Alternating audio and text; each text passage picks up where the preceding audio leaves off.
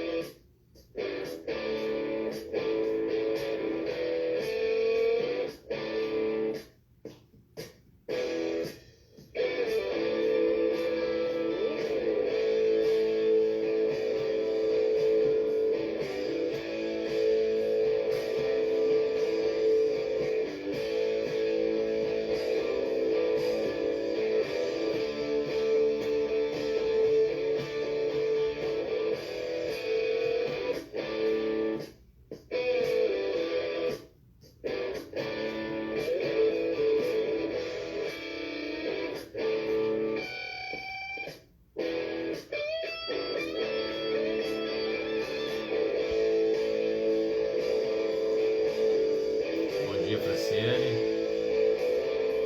Bom dia, amor.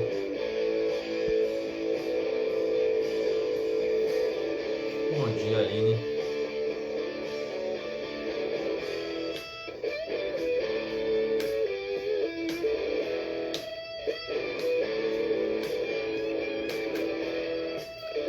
Tudo bem com vocês?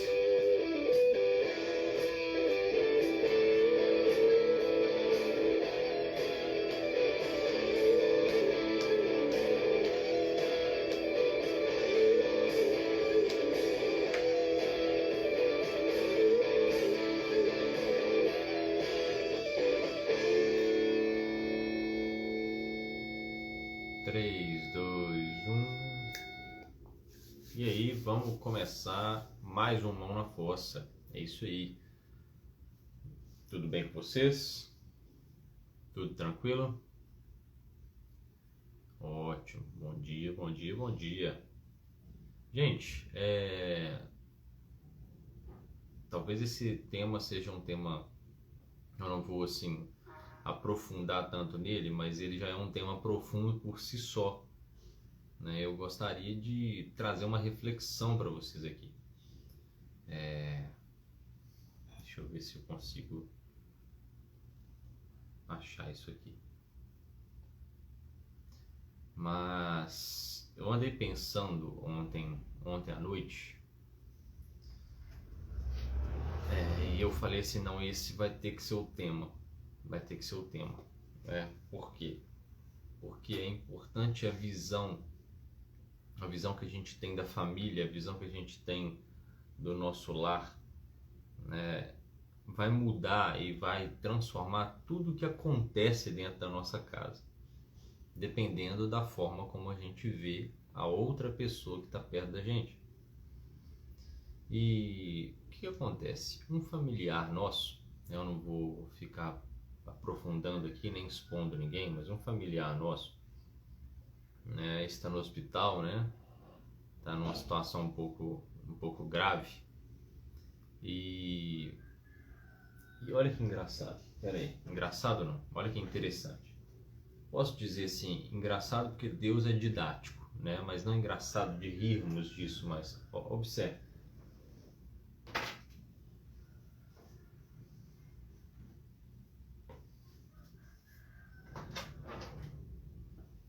Olha que interessante. Quero compartilhar isso com vocês. Aqui em casa a gente tem o costume de fazer o quê? A gente tem o costume de às vezes pedir uma orientação para Deus na palavra para tomar algumas decisões ou não tomar. A gente não usa isso como bengala, tá? Inclusive eu já falei isso há uns tempos atrás. Eu falei que quem faz isso, de pegar uma Bíblia e falar assim, eu tenho uma decisão para tomar, então eu vou abrir a Bíblia e aí eu vou colocar nas costas de Deus caso dê errado. Não é assim que funciona. Às vezes é uma palavra que você quer abrir para ter um conforto de Deus ou para Ele falar com você algo, né? Para Ele te ensinar algo, e aí você abre o texto, né? Ou até mesmo com uma decisão, por exemplo, você tem duas opções, e aí você acaba querendo abrir um texto para que Deus seja mais claro em qual melhor decisão tomar. Isso aí a gente costuma fazer aqui em casa. E olha que interessante. Esse familiar nosso estava no hospital, né? Ainda está.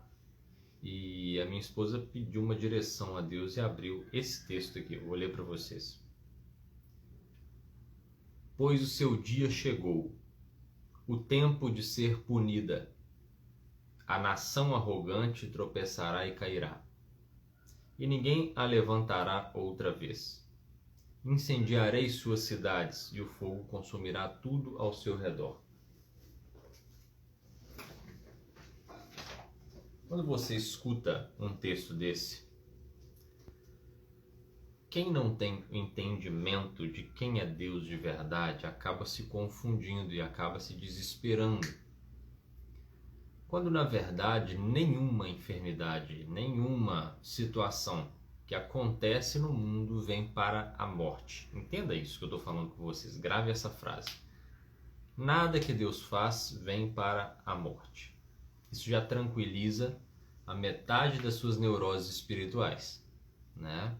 É você entender o seguinte: Deus não dá nada, ou não tira nada, ou não faz nada que não seja para a sua salvação.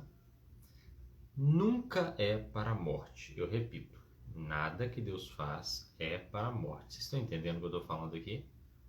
Vocês entenderam bem nitidamente a frase que eu acabei de falar? Porque isso, de alguma forma, em algum momento da sua vida vai acontecer e você vai ter que lembrar dessa frase. Se você não lembra dessa frase, você se desespera em um mar de ansiedade, medo, depressão, porque você ainda não entendeu como é o mecanismo da vida e como Deus ele é didático. Então, quando você escuta um texto daquele ali, você fala assim: meu Deus, meu dia chegou, meu dia da minha condenação, da minha destruição, eu não vou ser levantado outra vez. Será que é isso que Deus está falando? Repito, Nada que Deus faz é para a morte. E às vezes Deus está querendo testar as pessoas. Deus está querendo ver até onde vai a fé dessa pessoa, ou a incredulidade dessa pessoa, né? Porque às vezes Deus está querendo testar a incredulidade da pessoa e outras Deus está querendo testar a fé, né? Fale comigo, por exemplo, quando aconteceu com Jó. Não foi Deus que quis testar Jó, mas Deus permitiu que ele fosse testado. Por quê? Porque de alguma forma, né? Não que Deus precisava saber o que ele fez, mas que o próprio, né, inimigo da alma, né, e o próprio Jó precisaria aprender nesse processo. E isso me leva a uma situação que aconteceu comigo antigamente, que era a minha avó. Minha avó, de longe, era uma das pessoas que eu mais admirava, mais gostava. Talvez, né, estava no meu top 3 aí de pessoas que eu mais gostava. Minha avó morreu nova, minha avó morreu com 65 anos, né? Então, quer dizer, era uma avó assim, quase mãe, né? Uma avó muito nova. E ela morreu em 2012. Então, quer dizer, tem 11 anos, né? Vai fazer 11 anos.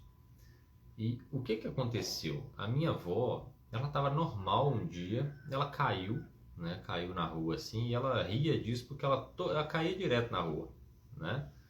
Ela chegava em casa rindo, falava assim: tomei um tombo na rua ali, Davi, que vergonha, né? Tomava tombo direto. E dessa vez ela tomou um tombo e acabou fazendo o exame. E quando ela foi fazer um exame esses exames comuns, né? Exame de rotina, descobriu que ela tinha um câncer no intestino, né? Não sei se era um câncer no fígado ou no intestino, se eu não me engano é um câncer, acho que é no fígado, se eu não me engano. Tá, agora eu vou ficar em dúvida aí, tá? Se é intestino ou se é fígado. Me pegou agora de desprevenido.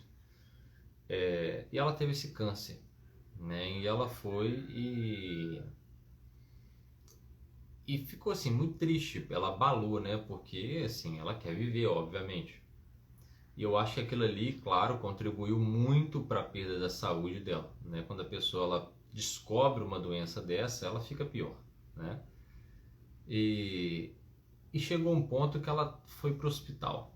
Ela foi para o hospital e entubaram a minha avó, né? Ela ficou em coma.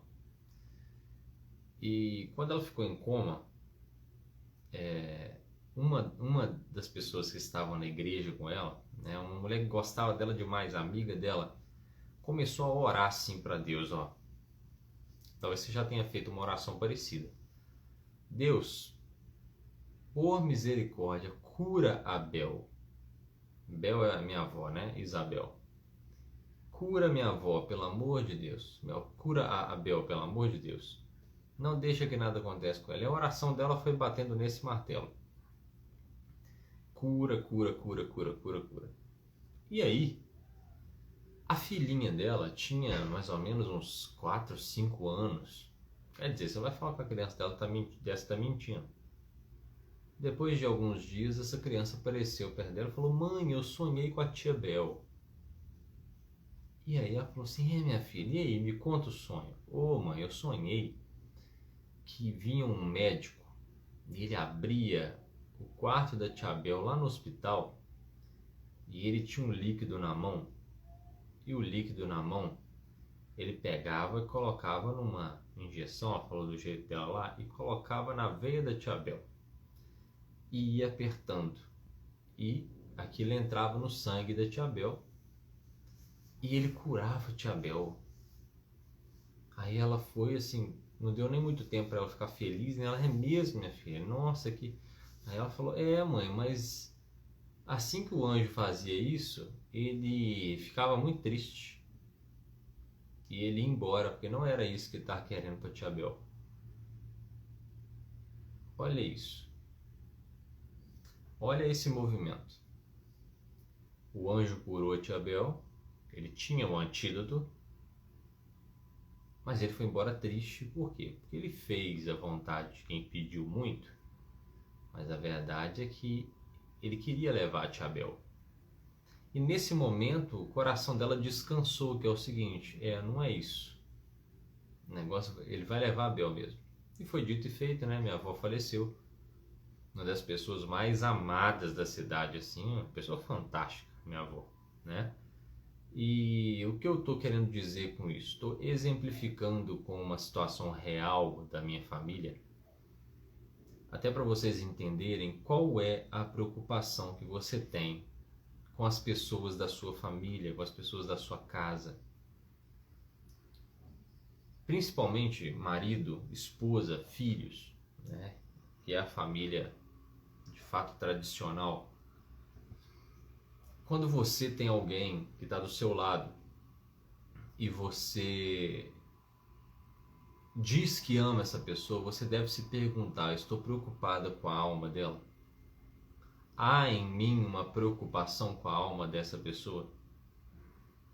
Por que eu estou perguntando isso? Vamos lá, eu vou fazer um exemplo aqui. Eu quero que vocês façam esse exemplo na cabeça de vocês. Eu quero que vocês montem essa situação.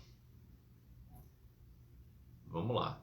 Presta atenção no que eu vou falar com vocês aqui. Isso é sério. Você tem um familiar. Escolha esse familiar. Familiar que você gosta. Familiar que você ama.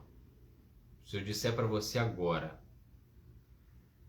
você prefere que essa pessoa morra fisicamente e que a alma dela vá para um lugar melhor? Que ela viva pela eternidade? Você prefere que essa pessoa esteja bem com você aqui, e que a alma dela se perca pela eternidade? Vamos lá, quero que vocês falem aqui no comentário comigo. Qual decisão?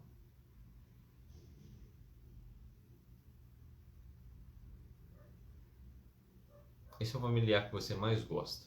E agora você tem uma decisão: deixar essa pessoa ir embora dessa vida e viver pela eternidade com Deus, ou essa pessoa vai passar uma vida tranquila, maravilhosa com você aqui, mas a alma dela vai se perder. O que você prefere?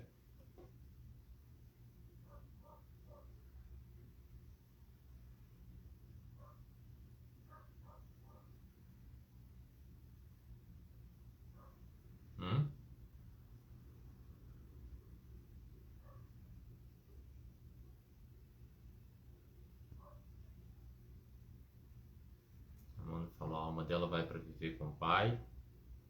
Tá. Mas o que eu quero é que vocês reflitam do seguinte: qual decisão você tomaria? Imagina se essa decisão fosse sua, hein? Percebe que às vezes, se Deus deixar a decisão pra gente, a gente vai fazer cagada? A Carol falou aqui, ó, na minha avó está quase indo, tá difícil, porque ao mesmo tempo que eu não quero perdê-la, ela tem sofrido muito com dores e doenças. Eu quero que ela salve bem, mesmo que não esteja mais comigo. Aí a Amanda falou, pois se a alma dela se perder, o sofrimento vai ser eterno. Exatamente. É isso que eu quero que vocês reflitam agora. Imagine se Deus deixasse para nós as decisões que só Ele pode tomar. A gente tomaria tanta decisão errada. Teria tantas almas que Ele levou antes. Talvez a gente até fala antecipadamente, né? Tem tantas almas que se Deus não tivesse levado, elas teriam se perdido para sempre. Você conhece alguém assim que fala assim, nossa, foi tão cedo. Tinha um cara, chamava Joninha, vou falar o nome dele aqui. Era um rapaz que ele vivia uma vida de bagunça. E aí ele converteu, foi para a igreja, mudou de vida, começou a ir na igreja. E aí, só que ele mexia com droga. E o que aconteceu com o Joninha? Ele era um jovem, na época ele era 2 anos mais velho que eu, hoje ele teria 30 anos, né? E o Joninha foi e converteu, mas ele acabou, digamos assim, retrocedendo, né, para as drogas, voltou para as drogas, depois de uns 2 anos de igreja, indo bem, usando terno, pregando, voltou para as drogas. Ele voltou para as drogas, assim, estava com a vida muito triste. Teve um dia que um amigo meu ia pregar numa igreja, estava sem carro. Falou assim, ô Joninha, você me leva lá para eu pregar? E o Joninha falou, leva. E aí o Joninha levou, e obviamente quando ele levou, teve que esperar o Lucas voltar, ele assistiu o culto. E quando ele assistiu o culto, ele voltou com o Lucas, né, um amigo meu também, voltou com ele e falou assim: rapaz, aquela palavra que você pregou ali foi para mim. Eu preciso voltar. Eu preciso voltar. Levando o Lucas embora. Eu preciso voltar, eu preciso tomar uma decisão. E aí eles conversando de Deus, ele falou assim: não, eu vou voltar. Na verdade eu já voltei, né?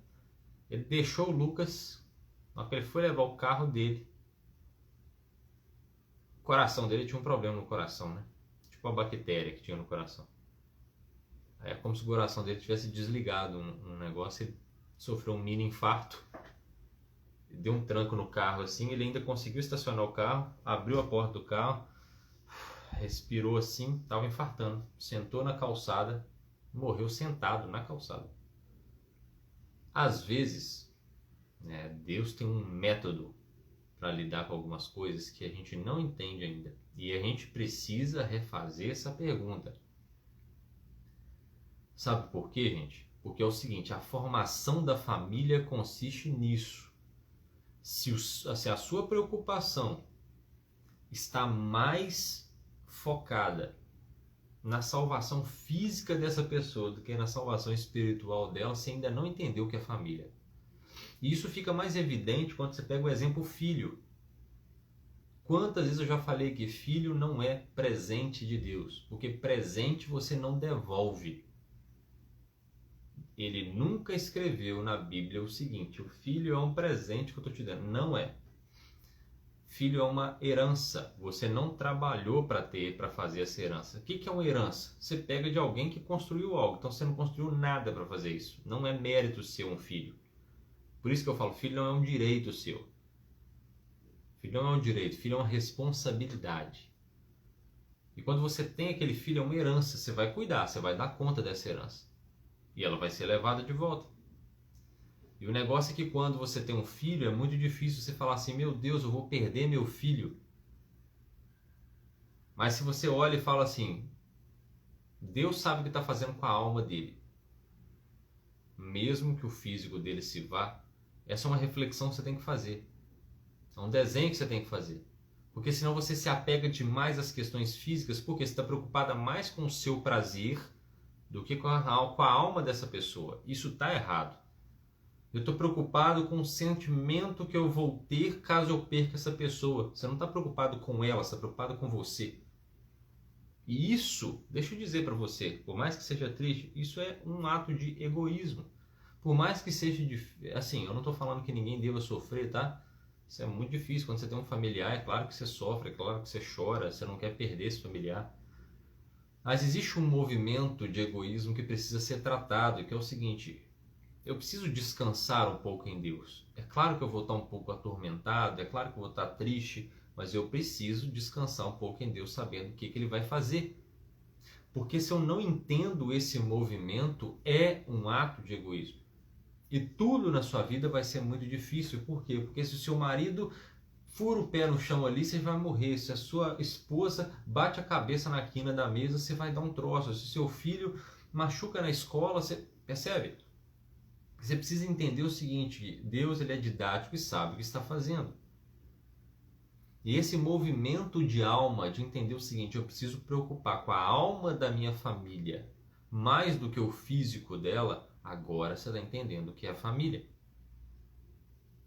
E quando você entende que é mais importante você preocupar com a alma da sua família, com a alma do seu filho, com a alma do seu marido, com a alma da sua esposa, do que com o físico deles, por mais que o físico seja importante, que eu não estou falando que você não deva colocar um cinto de segurança para não sofrer um acidente, falar com o seu filho: filho, usa a boia para você não afogar na piscina e ficar de olho nele na piscina para ele não virar de cabeça para baixo.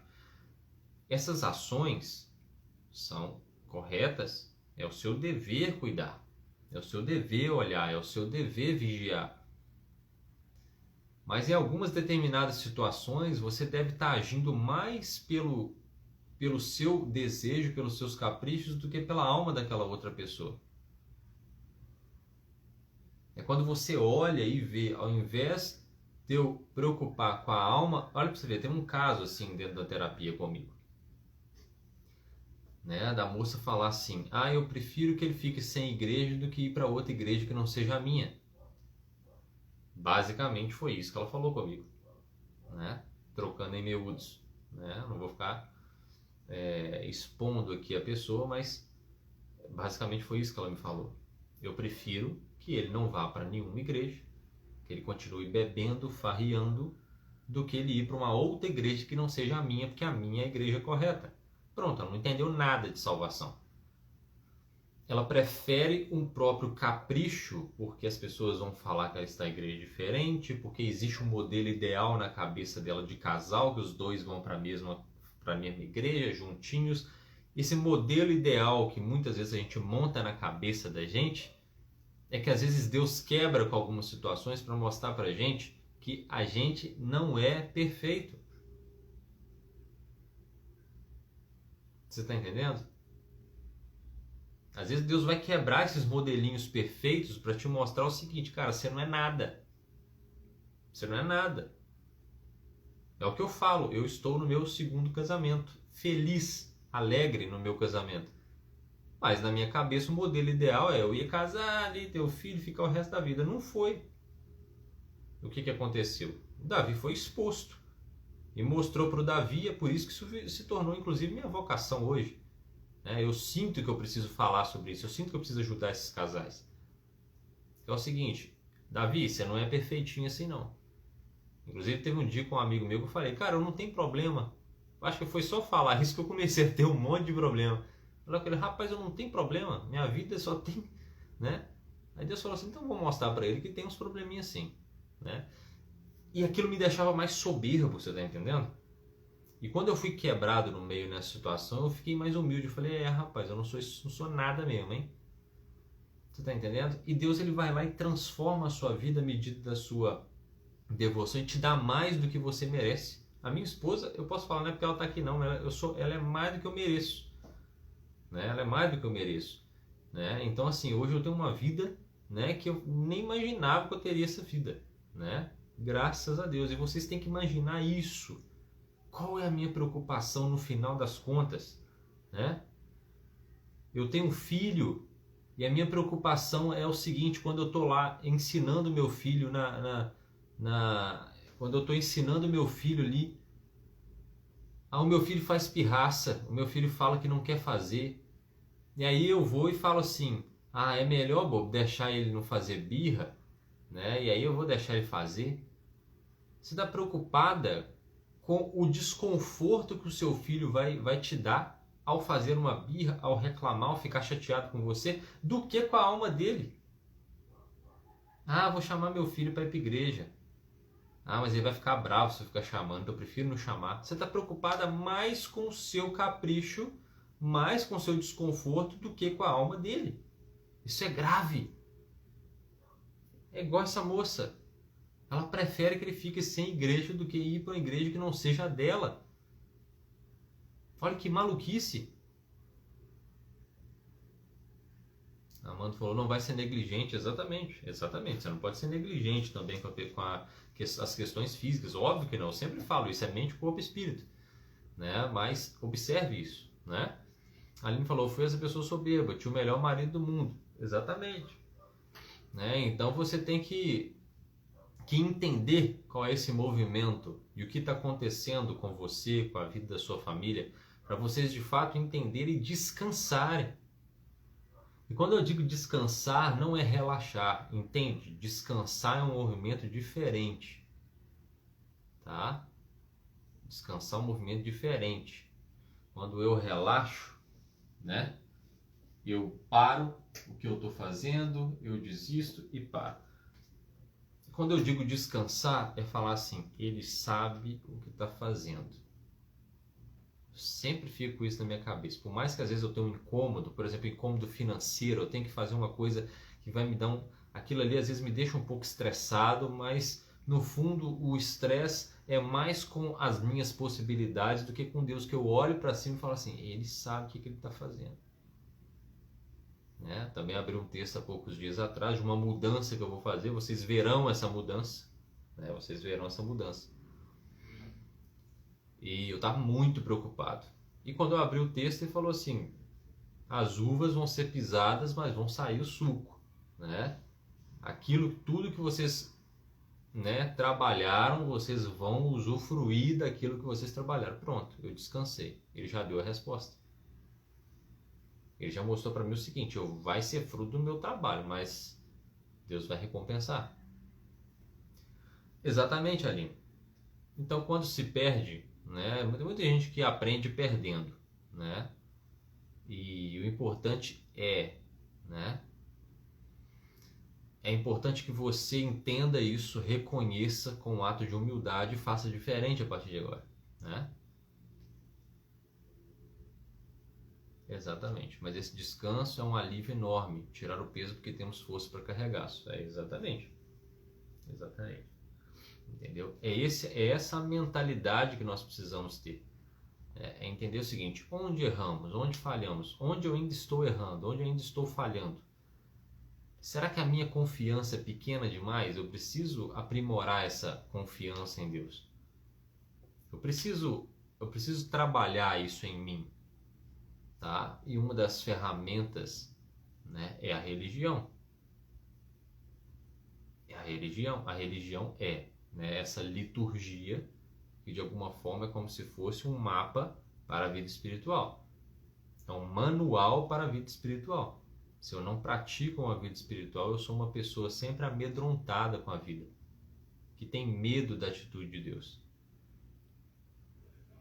né? As pessoas falam: nossa, eu tenho uma preocupação com meu filho, eu preciso ensinar ele sobre dinheiro, porque quando ele crescer, ele não passar dificuldade. Por que você não ensina ele a ser santo? Você não ensina ele a ser alguém moral, ético? Porque no final das contas, se ele tiver isso, ele até vai ganhar dinheiro às vezes. Se ele não ganhar dinheiro, pelo menos desonesto ele não vai ser. Só que você está preocupada com a sua segurança ao invés da alma dele. Poderia ficar aqui citando vários exemplos, mas entendo o que eu falei com vocês aqui agora para a gente finalizar. A sua preocupação com a alma de quem você ama precisa ser maior do que a preocupação com o seu capricho e o seu conforto. O seu conforto nunca pode sobressair o desejo com que a alma de quem você ama esteja para aqui na eternidade.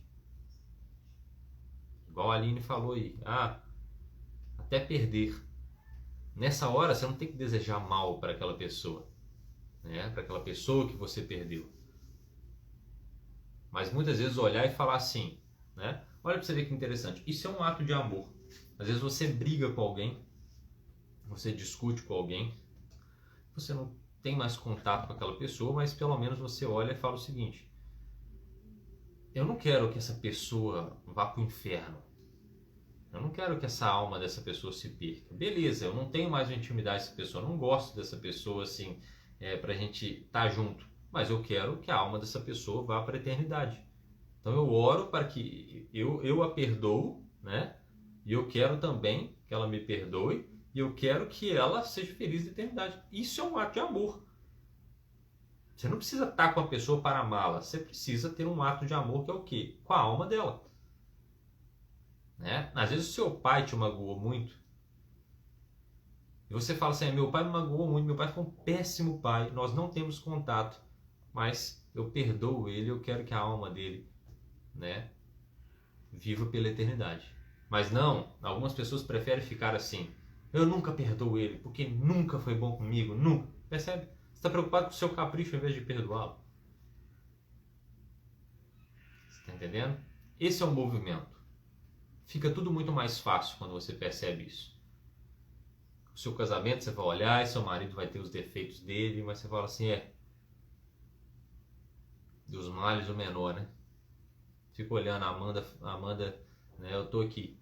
Tenho meus defeitos, gente. Muitos defeitos, né? Mas assim, né? Pelo menos eu tô aqui, né? A Amanda pelo menos olha isso e fala assim: pelo menos ele tá aqui. Né? Pelo menos algumas coisas ele faz, né? E ela vai me ajudando a melhorar, e eu vou ajudando ela a melhorar. Você tá entendendo? É isso, tá? Não vou prolongar muito aqui, eu tenho que fazer um atendimento daqui a pouco. Mas entendam isso que eu tô falando com vocês. Nunca desistam da salvação da alma dessa pessoa. Eu Eu digo isso muito mais do que um contexto religioso, tá?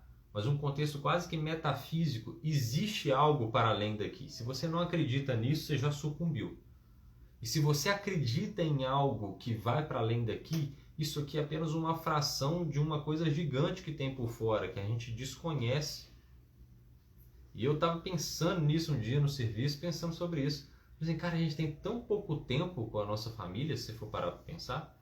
Às vezes são 60, 80 anos, né? Quando é muito, né? 80, 90 anos.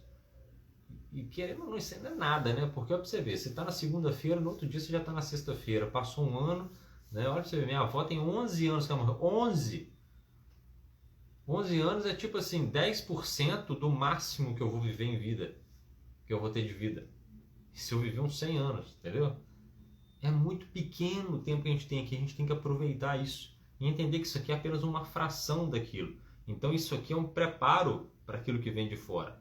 Então eu tenho que preocupar mais com a alma que vai durar pela eternidade do que com o corpo que vai durar pouco tempo. Então tem aquele texto, né? O exercício para pouco há proveito. Mas a alma, né?